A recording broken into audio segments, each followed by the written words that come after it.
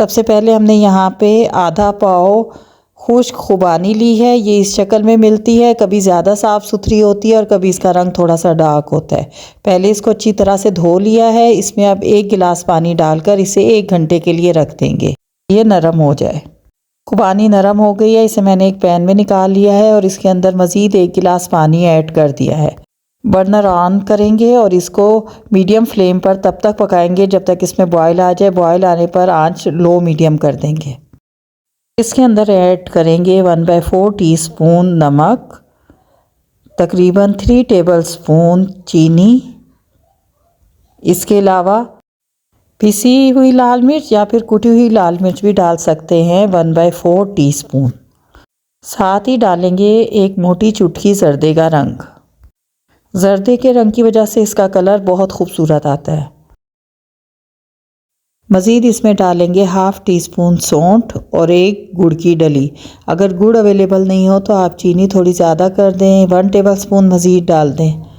अब इसे इतनी देर तक पकाएंगे कि ये खुबानियाँ बिल्कुल नरम हो जाएं कि ग्राइंड हो सके और ये गुड़ इसमें हल हो जाए।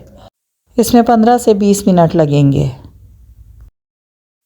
जब खुबानी बहुत अच्छी तरह गल जाए तो बस अब हम फ्लेम बंद कर देंगे और इसको ग्राइंड कर लेंगे। मैं यहाँ पे हैंड ब्लेंडर का इस्तेमाल कर रही हूँ।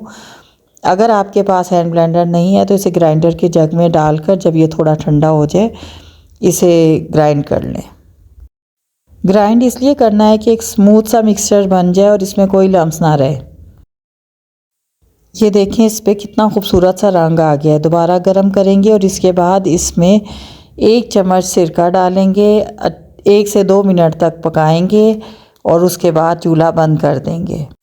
एक इम्पॉर्टेंट बात यह है कि जब आप इसको ग्राइंडर के जग में करते हैं तो बेहतर है कि सिरका उससे पहले मिला लें, क्योंकि यहाँ मैंने इसको पैन में ही ग्राइंड किया है तो मैंने सिरका बाद में मिला लिया। सिरका इसकी लाइफ बढ़ाता है, टेस्ट में भी ज़ाहिर है फ़र्क आता है, लेकिन ग्राइंडर के जग में डालने की सूरत में हम पहले भी सिरका मिला सकते हैं। ठंडा होने पर मैं इसको जार में निकालती हूँ। फ्रिज में रखेंगे, काफ़ी अरसे तक महफूज रह सकती है। जहाँ हम चाट में इमली का इस्तेमाल करते हैं, इमली की चटनी का, वहाँ पे हम ये चटनी भी डालें तो चाट का टेस्ट बहुत ज़बरदस्त खट्टा मीठा हो जाता है। खाने वाले अंदाज़ा नहीं लगा सकते कि सिर्फ एक चटनी के एडिशन से टेस्ट ज़बरदस्त हो गया। और जब भी हमारी रेसिपी बनाने से आपकी तारीफ़ हो तो हमारे चैनल को सब्सक्राइब कर दें। वीडियो को लाइक और शेयर करना मत भूलें।